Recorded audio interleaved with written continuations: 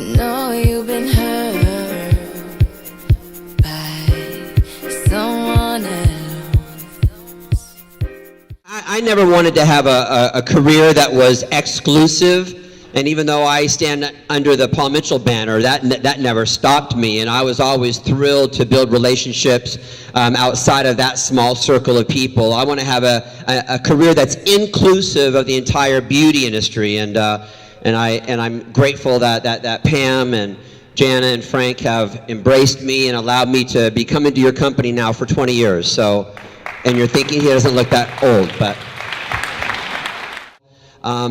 I was fortunate to write a book several years ago called Be Nice or Else. And I'll tell you, I was out there for a couple of years telling people about this book that I wanted to write, and I got a very consistent reaction from people. People would say to me, Winn, if I'm nice, people will walk all over me. How many of you sometimes believe that might be true? You know, being nice does not mean that you become a doormat. Being nice does not mean that you let people walk all over you. You can let people know when they've wronged you and still be nice about it. You can break up with somebody and still be nice about it. You know, being nice does not mean that you have to wear pastel colors and talk in a really soft voice. I'd be screwed. This friend of mine, CW, tells the story that he's in the airport waiting for this delayed flight, and all the passengers are patiently waiting for this delayed flight, except for this one man who for some reason was really upset over this delayed flight, and he was abusing the poor ticketing agent, who obviously had no control over why this flight was delayed, but he was loud and mean and aggressive to this poor woman. So my friend CW, watching this happen, comes up to the abusive man and he says, excuse me, sir, but can I have your autograph? And the abusive man stepped back and he said, why do you want my autograph? And CW said, because I've never met the center of the universe before. How many of you can't wait to use that sometime? I used to think that it was my job to fix and change negative, bitter people. That is not my job, and it's not your job either.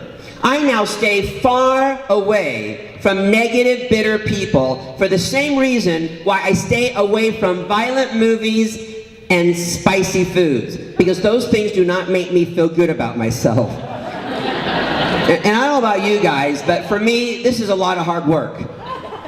You know, to have good energy, to be happy, to have a career and a family and community, it's a lot of hard work. We need a lot of help. And by the way, I don't know anybody who does this on their own. I don't know anybody who does this by themselves. Any great person, you better believe they're surrounded by the right people. You know, at any award show, like at the NAHA Awards, so all these people are called to the stage to accept these major awards.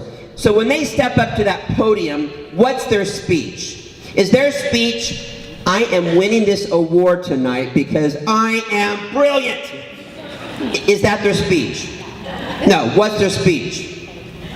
Thank you. I'm here tonight because of this person, there's no way I could have made this happen without this person. So my question to all of you is, who are those people in your life? You know, do you have those people in your life? Because again, none of us do this on their own. And some of you have people in your life right now that when you screw up, they can't wait to tell other people about it. You know, I'm going to ask this question a lot today. Who influences you? Who influences you? You show me right now your circle of friends, the people that you are choosing to spend time with every single day, and I'll tell you exactly where you're going to be in a year from now and 10 years from now. Kids today at 12 years old know more than you knew at 21. Isn't that true? And the problems that used to come up in your life in the course of a year, those problems now come up in about 3 days. Have you noticed this?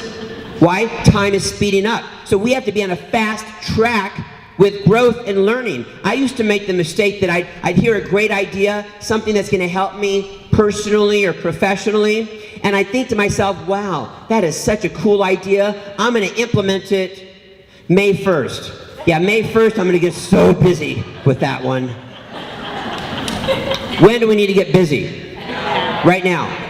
And by the way, how I like to look at change is as a 10% shift. Let me explain this one. Sometimes we can get overwhelmed with all the things that we have to work on, especially if you are comparing yourself to a mentor. Like you're comparing yourself to somebody like Pam, and you see how much further along she is. You're thinking, oh my gosh, if I'm going to be that happy, if I'm going to be that successful, I have so much work I have to do. I'm going to have to change from here to here. And when we get overwhelmed, we sometimes get paralyzed, which means nothing changes. 2 years from now, you're still dealing with the same stuff. You're still a smoker. Your relationships still don't work. Nothing's changed. Nothing's improved. So here's how we like to look at change. As a 10% shift. Meaning, when you all walked in here today, here's where you were. After today, when you walk out of here, you're going to go here. From here to here. A 10% shift. Could you all handle a 10% shift? You could handle that. But the good news is, when you are willing to do your part, when you're willing to take that step, make that little 10% shift, it's almost as if the entire universe opens up to you. And before you know it, things start getting added upon you. The right teacher shows up, the right opportunity falls into your lap. But what are we responsible for? That 10% shift.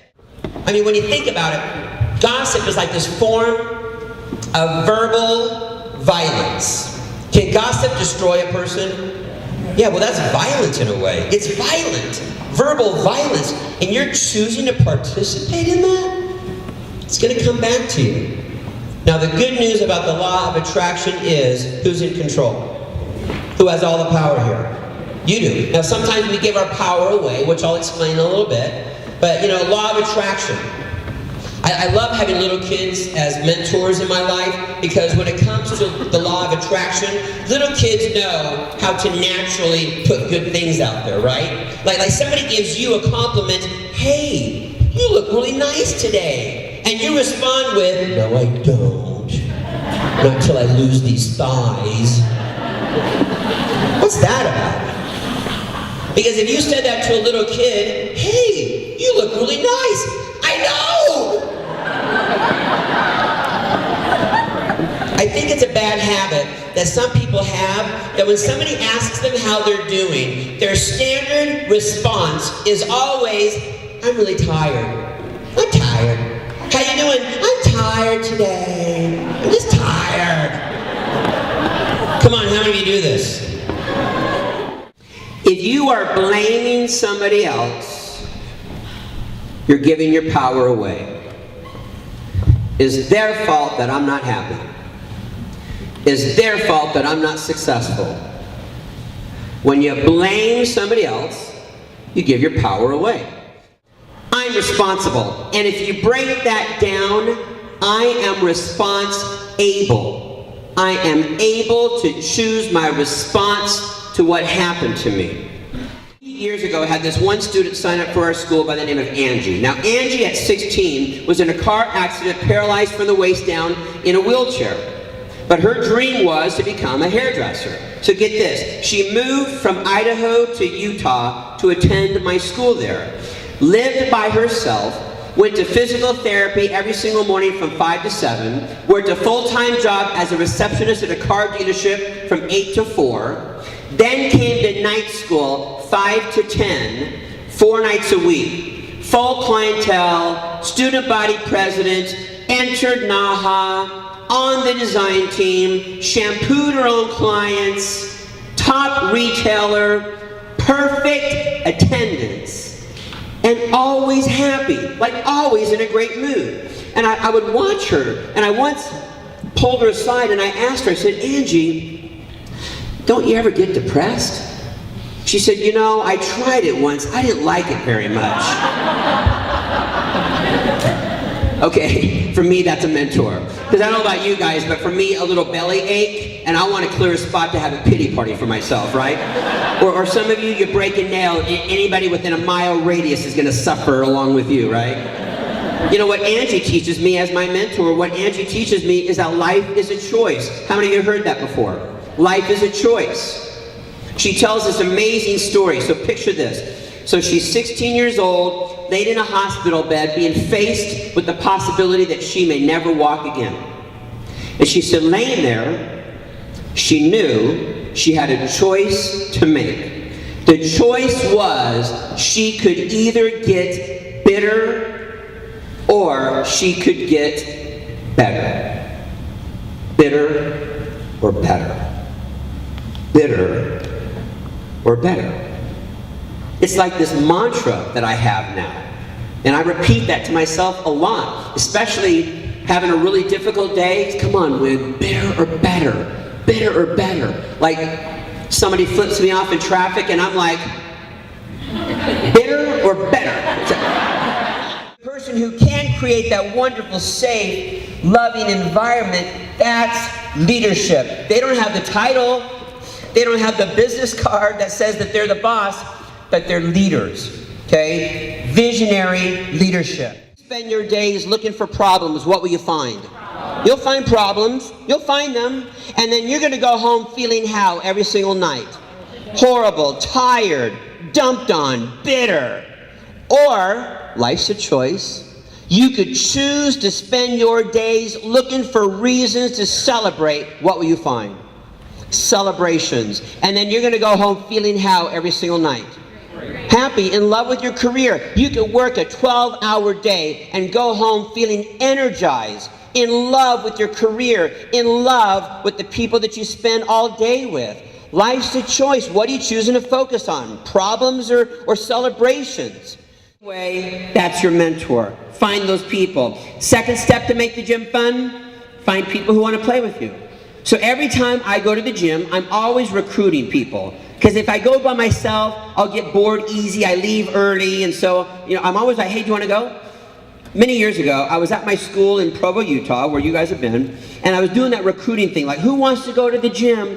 3 people said, yeah, we want to go. 2 of my students and one of my learning leaders, who's like 60 years old, she's like, I want to go. Well, she had this new, full-body, pink leotard that day. Went from like here to here to here. And she's running around the gym like this. She's backwards, upside down, the wrong way on the machines. The trainers at the gym are like, what is that big pink woman doing over there? The 3 of us are laughing at her. And what happened? We had a great workout and it was fun. Whose job is it to make you happy? It's your job. Who are you blaming right now? It's their fault. No, it's your responsibility. You're so pissed because so-and-so won't send you flowers. Send yourself some flowers. This is your responsibility. I could tell by the way you carry yourself. If you let me, here's what I'll do. I'll take care of you.